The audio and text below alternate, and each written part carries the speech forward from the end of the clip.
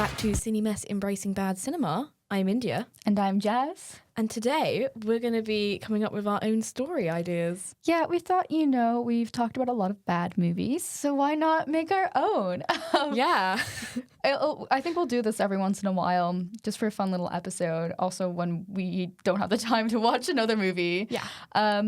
So today I've got a little writing prompt generator. It's going to give us we're going to pick a genre. It's going to give us a little prompt, and then we're going to, try and cast our movie, figure out the plot. It'll be fun, and it will probably be very cheesy and bad, but we love that, don't we? Yeah, we want to make an amazing film like Velocipaster. Again, I reference those films so much. I think every episode you reference them, and I haven't watched them. You have to watch them. We'll dedicate an episode to them. Yeah. So without further ado, let's get into the writing process, into the mind of a filmmaker. So I've got a website called Servicescape that has a writing prompt generator, 1,320 fiction story ideas. Mm-hmm. So, there's a lot here. So I'm going to read out some genres to you, and then we'll pick one out. Yeah. And I think if we do this again, let's do a different genre. Yeah. All right, so there's alternate history, fantasy, children's story, fantasy, comedy, fantasy, contemporary fantasy, dark fantasy, fantasy of manners, heroic, historical fantasy, magical realism, mythic, superhero, sword and sorcery, the billionaire romance. I know that sounded interesting. We've got biopunk, comedy, dying earth, science fiction, robots, AI, utopia, steampunk, young adults.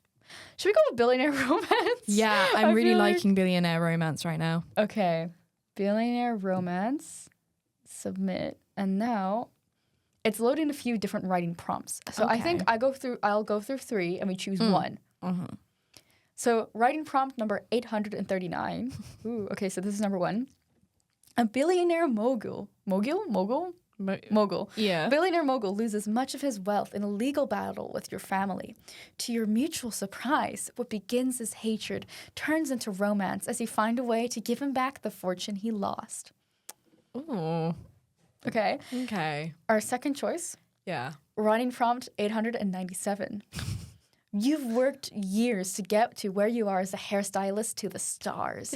It's good work that pays well and lets you help your family back home with their financial struggles. Plus, you love to the work. What?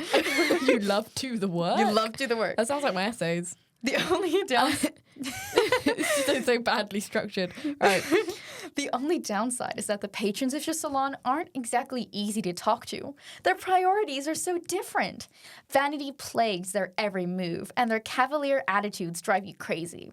No one is worse than your weekly customer. A billionaire obsessed with his aging appearance. Yes, we have to do that one. We have to do that one. You know from overhearing a dozen phone calls that he's pretty charming. So you can't quite understand why he's so insecure over a few wrinkles. You tell him as much, and he's surprised to learn that you find him attractive. He asks you out, and despite the age difference, you find yourself saying yes. Over time, you help him find the confidence he needs. You discover that you share much in common, and love grows. Yes, we need to do that one. Our third choice. As a senior detective in the Special Victims Crimes Unit, you are hunting down a serial killer who targets a young college woman. The clues lead you to a reclusive billionaire with a devil-may-care attitude. But something is off. It's just too neat when all fingers point to him. However, you can't help but question your motives as you find yourself drawn to him in ways you've never felt before. Can you put aside your own desires to find out if he's really a serial killer, or will your passion get in the way of doing your job? Let's go with that one. This one, not the hair one. I heard serial killer, and I went, yes, billionaire romance, serial killer.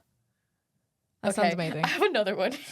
Oh, no. Okay, go on, Can we do 5 options, please? Yeah. Okay. Right, option 4. Brace myself. Okay. A reclusive billionaire without family or friends is in a wreck and develops temporary amnesia from the injuries.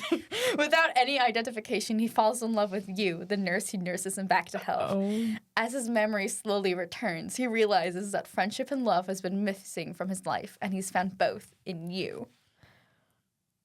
Oh, no. I'm cringing so much. No.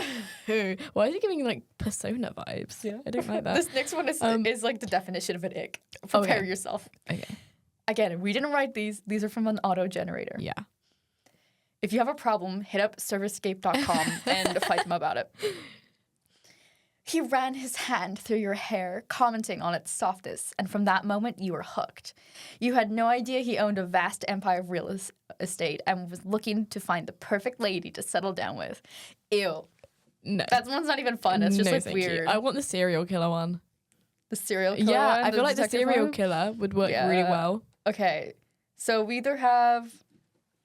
Let me go back.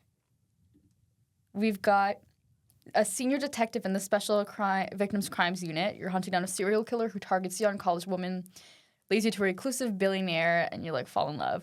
Yeah. The other one is the hairstylist to the stars, who he's upset that he's aging, but then you're like, no, you're actually hot. Which one are we doing? Which one do you feel drawn to? That The serial killer. serial killer. Okay. I really want the serial killer one. Serial killer. So, it's about a senior detective in the SVU hunting down a serial killer, and you think it's a reclusive billionaire. Okay. Are we going... So, who do you think we're pitching this to? Like, do you want this to be Netflix original? Is this a... No, because Netflix ruins every film ever But are we making and a TV good show. film or a bad film? We're making a bad film, but we want the good people. We want it to be marketed like a good film that comes out as a massive flop. Okay, so you want a cinematic release. You want theaters. Yeah, let's get Okay, so the BFI. Let's get the BFI to help back our film. Is this a British crime Yeah. movie? Yeah. Not an American one. Okay. Because that's usually the two options. Yeah. Like, okay. Do we want to work on the plot first, or do we want to cast? We want to cast. We want to cast. Okay. Yeah. So obviously, we have the leading person who is the detective.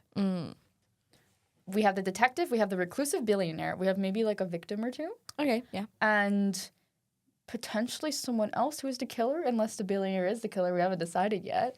Oh. So, what's the kind of vibe we want? Are we going like, I don't know, are we going like Hallmark? Not like, I know this is like a murder mystery, but like. My mum loves Hallmark movies. Okay. Who are we cast? Okay, do we want younger or older actors for this? Like what kind of. Let's get a mix. Let's get a mix. I feel like if you're a senior detective, you've got to be established. Yeah. I guess it's like, are we going for the Idris Elba end of the scale, or are we going for someone who's like a bit younger? Can we go with like Dame Judi Dench As the detective? as the detective? Okay. No, Miriam. Ooh. Miriam Margolyes. She's amazing. Or Margolyes, however you say her last name. Can I say Judi Dench as she's like an almost retired like head person in the office who's like, you're getting too wrapped up in this. You're getting in your head. Yeah. Like that kind of vibe. Mm-hmm. Like, you know how like Bond, there's usually like the lead person who turns out to be evil or something. I feel like that's... Yeah. Okay, so Dame Judi Dench. Yeah. Right. And then I think we have to go a considerably bit younger for the detective then. I'd say Hugh Grant, but maybe not. No, I feel like he's not really... I feel like he gives me the vibe as like villainy. I'm thinking... Can we have anyone, even if they're like a comedian? We have an unlimited budget. Oh, we do have an unlimited Hot budget. news, guys. Well, we're not going to... This is what, episode 5? Yeah. 6? In these 6 episodes, we've gotten so much money. Budget isn't an issue anymore. No. We can cast anyone we want. It's incredible.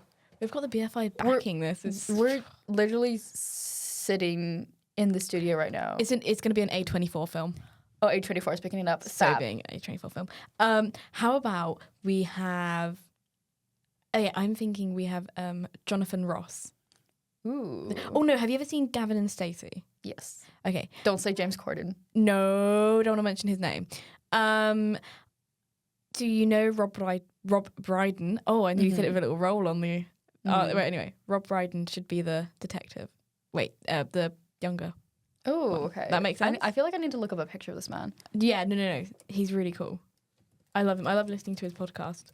Rob Brydon. Shout out. out. Yeah. He's on What I Lied to You. Yeah, I love What I Lied to You. I watched all the compilations on YouTube. It's quite sad, So actually. is he our leading man? Yeah. Ooh, interesting one that. Okay. Well, the film's going to be a flop, so. Ow. And he's Welsh, so. It doesn't mean it's going to be a flop. We're not promoting I'm so anti-Welsh sorry. sentiment. Oh, I love, You're gonna get I love the cancelled again. Welsh. You can't see, but I'm Oh, no. I'm raising my eyebrow at her right now. Eyebrow. Yeah.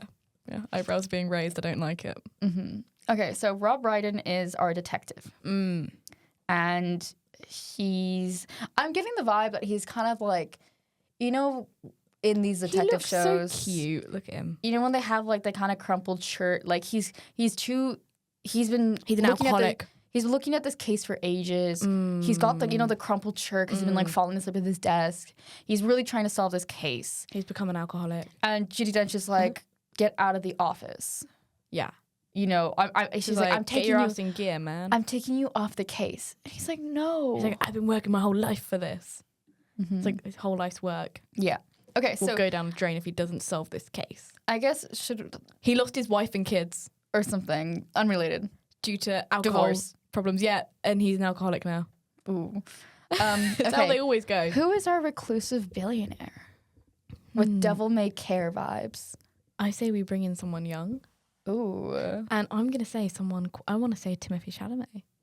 Someone quite... Really? Yeah. Timothee Chalamet times Rob Brydon. We have an unlimited budget and I'd love to see Timothee Chalamet and Rob Brydon. So Timothy is the reclusive billionaire. Yeah. With a devil-may-care attitude. So like what I guess we're going more for his Doom look than Chocolate Factory. No, I quite like the Wonka look. Can we go for the Chocolate Factory look? So he's just wearing the same outfit. Yeah. It's about Wonka. We do have an unlimited budget, but actually we just want to reuse he wears like costuming. suits and stuff. Yeah. Okay. And then I feel like where we should have... Where does he live? Like Hampstead Heath? Like what's the... He lives in a chocolate factory. No. Okay. He lives in a castle. He lives in a castle. He has his own castle. Like a redone one. Yeah, like a redone one. I feel like I want a scene where, you know, Rob is coming up in his like beat up car, like up the drive, and he's like, oh my God. You know when you're like, oh my God, this is like a mansion. This is a castle. And then he gets like led in by the butler. Yeah. And Timothee Chalamet's there in like bare feet or something and like walking around. And it's like a fully redone like modern house inside. You know, like there's like a kitchen island and everything. It's just been like scooped out. I still want a kitchen island. Yeah. Okay, so those are 3 characters. Who is the ex-wife of the detective, which we have yet to name? Oh, I don't know. I know, but it's going to be another British comedian. Go for it. Okay, do you know? I think her name is Rosine Connerty. Oh, if you Google her, you'll know what she looks like. I love her so much, but she is so funny. I feel like, by the way, if you're watching this on YouTube, we'll put up little... Oh, yeah, we'll put photos up. Little photos of everyone. Who are on about. Rosie Connerty? Yeah. So Roisin Connerty. How do you spell Connerty? Conaty. Rosie? No, like Roisin. Oh, Rosine. Yeah, Rosine. Yeah, that's it. Rosine Connerty. Oh, I love her. Yes, I love her. Yeah, she's great. Yeah. Okay. Can we have her? So she's the ex-wife. Yeah, she's the ex-wife. Okay.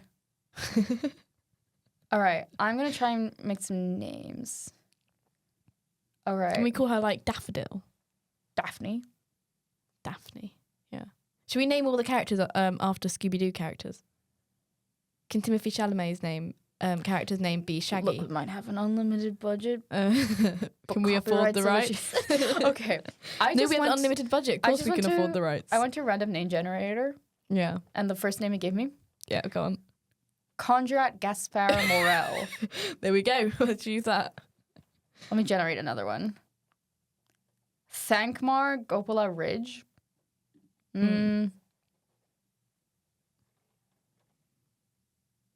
got to kind of decide who's going to be the murder, like who's going to be like 2 murder victims. Yeah. I'm thinking Doja Cat should just pop up in the film and get murdered. Kind of like how in Argyle. Yeah.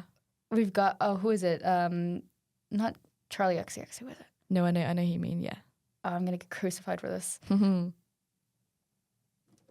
we'll come to it in a minute. Dua Lipa. Yeah. Okay. I think we should have Doja Cat as one of our murder victims. And then I think we should just throw in Greg Davies. Greg Davies. Yeah. We should throw him in there. He's just dead on the floor.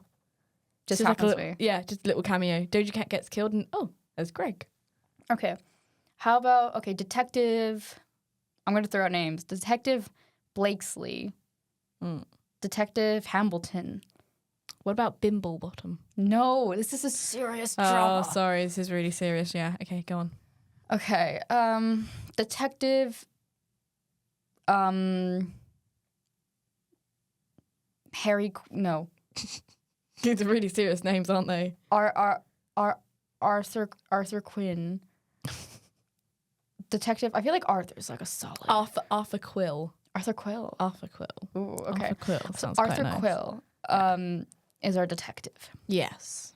And I kind of want Judi Dench to just be Dame Judi Dench. She's now gone into detective. She hasn't got a name. she's just there in the film. You're right, Dame Judi Dench. So she's his boss. The wife is Laura, Daphne, and he has 2 kids unnamed. Not associated with the Scooby-Doo character. Yeah, we have 2 unnamed children because usually they never name the children. The children are irrelevant. We find out out they're the run murderers. around in the backyard at one point, and like he's like, "Oh, my career is taking over my life." Can we go back in time and get the Sprouse siblings, Dylan and Cole Sprouse, to be the children? And can we just keep them at like 10 years old? Can we just like crop it so like everyone else is standing on like an apple box and they just look really short? Yeah. What happens to this being a British but film as well? you might need quite a few apple boxes for Rob. You're pulling the Americans in now too because you've got Doja Cat and you've got. Well, it's in association with A24, and so that gives us our American American audience, angle. And right. So actors. What's next? Let's see. So, the senior detective, Arthur Quinn, in the Special Victims Crime Unit within the UK, I think it's called something else, but let's just go with it. Okay. He's hunting down a serial killer who targets young college women, which apparently includes Doja Cat. Yeah. The clues lead him to a reclusive billionaire. So how does he get to this reclusive billionaire? So okay, what's the opening scene of this film? Ooh. Can we have him like stumbling out of a like off license? Oh my god, He's you're an really alcoholic. ruining his life. He's so stumbling out of an off, out, and he gets hit by. He nearly gets hit by a car, and he like walks back, and he's like, and "Whoa!" then the person who nearly hits him by the car is Timothée Chalamet's character. I feel like that has to be later on. True. Yeah, we can't introduce him just yet. Like, maybe he walks out of the off license and he's walking around and he passes by a stack of newspapers and it's like new murder. Yeah, and he's like, not again. New victim found in the park or wherever. And then they can just say, all these detectives around here are awful and lazy. And he's like, yeah, there's like I'm not lazy and awful. There's like with photos his, of him like outside like crime scenes, just like snoozing or something. On his phone, asleep on the bench. Yeah, and he's just like, all right. And he's like, he groans, and he gets a call. And he's like, not a bloody another murder case. I don't want to do that. And Judy's like, I'm come so in. busy. Next shot. He's walking to the office. He's it's a very like modern, glass desks. Yeah. Because everyone knows they get a lot of money. It's like MI5. Yeah. MI5, sure. MI High? Have you ever watched MI High? Yes. So he walks in this hallway where there's all this like fancy like desks. There's people like typing away at computers. It's very high tech. They're like tapping on screens. Judi Dench is like there with like some like computer guy. Yeah. Just like you're late. And he's like, I only just got your call. He's like, it doesn't matter. There's been another one. I can't do her accent, but there's been another one. Yeah. And then he's like, no, I swear I'll get it. And she's like, no, I'm going to take you off the case because there's been another murder. Here you are. I call you in when you're supposed to be working. You're at the off license. And he's like, no, I swear I'll do better. This case is just getting to me, Yeah. Because I have daughters. I have daughters? They're usually... I can't do my work. I've got daughters. Like, they're usually like, oh, it hits me hard because I know a woman. You know what I mean? Like, he's like, I have daughters.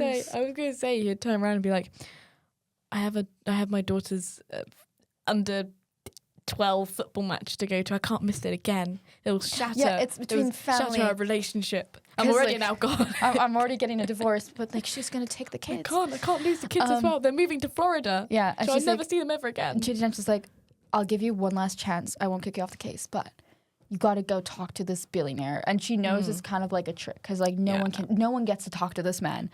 And she's like, if you can get him to fess up because we think it's him, then you get to keep your job. Yeah.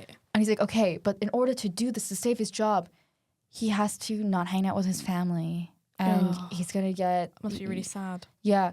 So he goes home. He goes home to pick up some stuff. And the family's already like boarding the plane to move across the country. No, they're like supposed to be going on like a trip or something. And she's like, what did we name Arthur? Like, Arthur. What are you doing? Like, why are you packing? And he's like, I gotta go. It's the job. Like, she's gotta go. It's my job. I know. Keep doing this. When will you choose me? Like, you know those like lines. Love me. Love me. Not the Grey's Anatomy reference. Yeah. Oh god. So then he decides to go investigate. So I guess he has to drive to the countryside because I don't know. He's in London before. Yeah, he goes to the countryside, and you come to this mansion. He's somehow got an interview. Yeah. Let's say it's like this mansion's in like Cheltenham. Okay. So he drives over from London to Cheltenham, and he comes up this big like long drive. Yeah. And it's this massive castle, and he's like, "Oh my god." He's like, wow, I feel really out of place, even though he's like upper middle class or something. Yeah, probably. But like, and let's say he lives in like a really big house in London, but he might be losing the house because of his alcohol issues in the family and the divorce. Yeah, so actually, like he married into wealth or something. Yeah. Okay, so then the door opens, and guess who's there? It's Timmy Tim. Oh, little Timmy Tim, and I assume like you know how in Saltburn, Jacob Elordi's character, when he welcomes them to the mansion, he's in like that jeans and like loose shirt combo. Yeah. I'm picturing like that exactly. Okay. You know, like that kind of vibe. Like, you know, like billionaire who doesn't really care, like barefoot. Because of course the floors are clean, of course. Yeah. I'm not going to care. Yeah. Okay. So Timothee Chalamet with the devil may care attitude. What does he say? What is his first line? He should say, "Oh, it's you again." And they've actually met before. And when have they met before? He was working on a murder case. He was working on a murder case, and let's say it was Timothy's childhood friend that died. Whoa! What's the billionaire's name? Oh, Bartholomew Wilson. Bartholomew Milson. He's like, but my friends call me Barty. Yeah. And it's supposed to be like a I don't know. Yeah. He should go, "Oh, Bartholomew." He's like, "Oh, Bartholomew. It's you." He went, "Oh, you know my real name. Just call me Barty." Just call me Barty. Just call me Barty. You know, all my friend, and it's the whole thing why he's reclusive is that like after his friend died, he hasn't been on the party scene anymore. Yeah. He's like, and, you know, while Arthur is going around and like interviewing other like billionaires, being like, oh, you know, he's kind of withdrawn. You know, he's never been right in the head after his friend died. Everyone's like, oh yeah, Party Barty. Barty. You know what I mean? Like Party Barty. You know, he used to be out in the town, but he's not the same. He's no fun anymore. And you find that Arthur's starting to feel bad for him. Like, oh, it really messed him up. Like his only friend who truly knew him, you know, beyond the glitz and the glamour and the money, died. And then you find out, I guess, are the cases connected? Yeah, let's say they're connected. Okay. But we're not going to explain why. Yeah. We're just going to leave it like that. Okay. And let the audience interpret it. So, why do they suspect that Party Barty, Bartholomew Wilson, is why do the police suspect him? Because he's had a issue with drugs and gang-related violence. Oh. and he made some threatening... He's like blackmailed some people and sent some very threatening letters. Yeah, using his quill and ink. Whoa! And they know while at boarding school. They know because it's a special ordered quill. Yes, and that's how they're able to track it down. Yes, and it was one of his teachers at boarding school that dropped him in it. How about it was actually his roommate from like Eton? That is the murderer. He had to have gone to Eton because that's how they have a copy of his quill, or like. And whatever. then he got kicked out of Eton, and he had to go to Stowe, which is just a really bad boarding school, you know. Okay, so all along it was actually his ex roommate at Eton. Yes, who wanted to frame him. Yeah, because why? So it needs to be something like really like petty. How about he got on the Rounders team? No, he made the croquet team. He made the croquet team instead. He made the croquet team. And they thought it was because of like his parents' money or something. Yeah. Even though they're all whatever. They're all rich. So this or are they? This roommate was like, okay, like I'm gonna bring him down because even money can't protect you from a murder charge, which is debatable. But that'll be like the thing. So they start off murdering people near his new school. Yes. So it would be like, oh, it only started when he moved there. Yeah. So it was all associated with him. Yeah. But actually, one of the people, but what they didn't know was that one of the people murdered was his own best friend, which is why he kind of went off his rocker later on. Okay. So Arthur and Barty start to have a connection. Yeah. According to the writing prompt, they do. Arthur can't help but question, what does it say? Can't help but question your motives as you find yourself drawn to him in ways you've never felt before. Can you put aside your own desires to find out if he's really a serial killer, or will your passion get in the way of your job? So we've got Rob Brydon and Timothee Chalamet getting it on. Romance for the ages. Oh. Okay, so Rob... We should have a scene where they're like outside in like the garden by the lake. We have to say that Rob is already divorced, unless we want it to be like questionable. Rob is actually having an affair with him. Okay, let's say it's like they're deciding whether or not to get divorced. And that's why the whole thing is like, oh, you can choose a case and save your career. Or you can stay and fix your relationship with your wife and your family. And he's like, no. Timmy T is what I think about now. He basically observes him. I guess, okay, they put Timothy's character under house arrest because they think it's him. Yeah. And Rob is the one, Rob volunteers to watch him because it's his like hunch. Yes. But Judy told him to like do it, right? She's like, you're gonna have to supervise him on house arrest. Yeah. And he's starting to get to know him beyond red carpet interviews or something. Does that? Okay. Yeah. And that's how they get to know each other. They like walks in the gardens and tea by the pond. Yeah, they have little tea parties together. They roll around in the field. He's also like kind of digging through like his like box of childhood photos. Like you know, he's like kind of and it's kind of him. like, is he? Yeah, I was about to say it's kind of like, do they really love him or is he just trying to? I forgot the clue. Yeah, is he just using their romance? How do we start getting to like the climax of the story? Yeah, I feel like we need to. Yeah. Okay. Oh, what do you think? Okay, so they're both at the house. We know as the writers that the culprit, the actual serial killer, is his former roommate from Eton or a similar made-up boarding school. We'll probably have to make up a name. Yes. How did we get to the point? Because he's under house arrest. How could he murder anyone? Well, he could sneak out and they wouldn't know. A new body appears and then it can't be him. Yeah. So, or can it? And a new body appears, and they're like, "Oh, well, Barty, his presence was unaccounted for. We can't see him on the CCTV anywhere in town. It's got to be him." And Judi Dench's just like, "It's him." And Arthur knows it wasn't him because they were together at the pond or like something like that. Yeah, and then I think Dame Judi Dench should cotton on to the fact that you're not telling me everything. No, you're having a secret. You're hiding a something. Secret romance. What do you know?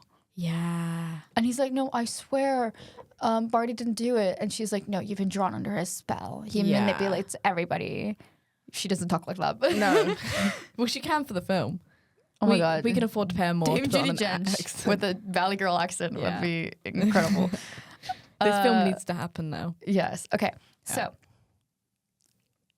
he's trying to defend. And then he gets... Okay, so I guess he went back to London to talk to Dame Judi Dench because she's like, "No, we're gonna bring him in. It's got to be him." What happens next? I feel like we need to wrap up the story, right? Like, how do we? Yeah. Because this is a bit where now Barty has been falsely accused because they can't account for his whereabouts. Maybe they just never solve the murder.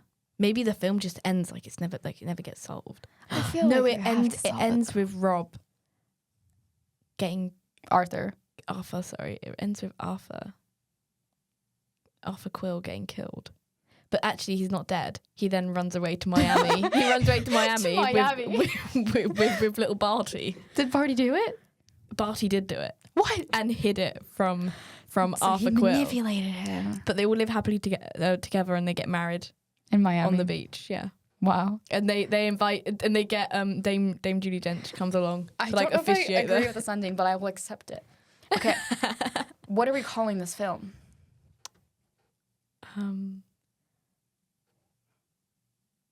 I would say like the tales of Barty and Quill, but that's like really bad. That also reveals a twist. Yeah. Ooh. What would you Arthur Quill? Quill's murders? Quill's...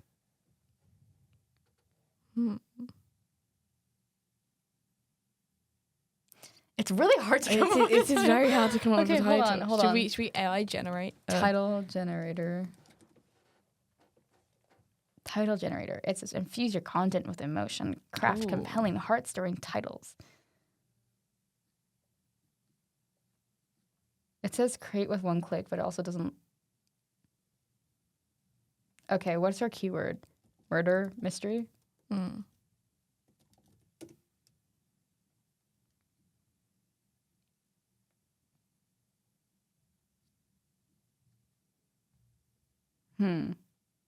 It is not. Even the bot is having an issue coming up with. No one can come up with a good title. I've gone to an article title generator, so it's it says essential murder mystery tips. 27 ways to improve murder mystery. Can that be the title of the film? What? Can it be like an article? Can it be like super misleading? It's just a list of article titles. Okay. 5 surefire ways murder mystery will drive your business into the ground. That's not good. I like something like 7 minutes to murder, or like.